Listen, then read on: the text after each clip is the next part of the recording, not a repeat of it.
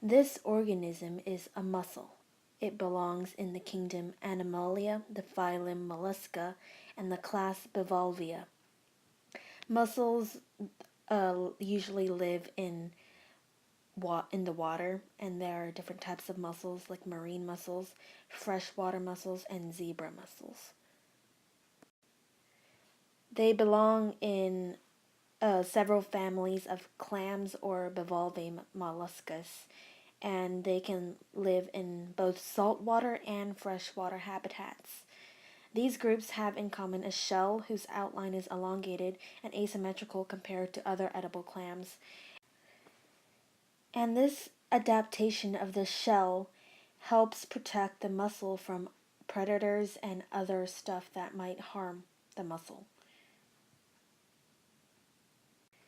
This shell protects the mussel from predators such as otters, seals, other fish, and sea creatures. Parts of a mussel include the hinge, which is right here, and it acts like a hinge on a regular door.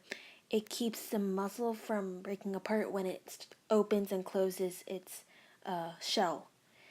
And the front side, the posterior, would be the irregularly longer side, and the anterior would be the shorter side in relative to the hinge. And the umbo is that little dorsal fin looking section over there.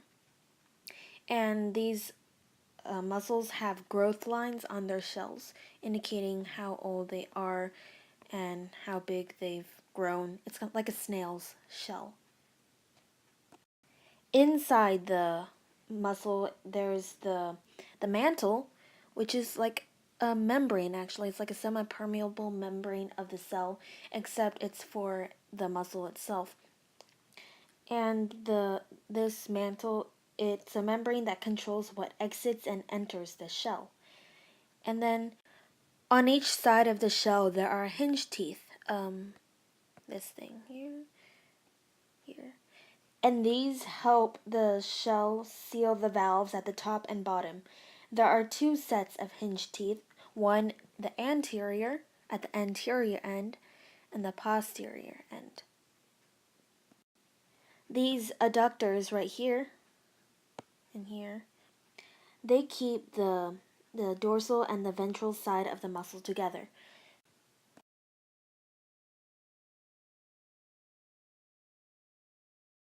And inside the mussel, there are many different organs, such as the stomach, the stomach here, where it digests the food, and then the food goes out into the intestines, and they're actually behind here. And these intestines help absorb the nutrients that the mussel ate from the food.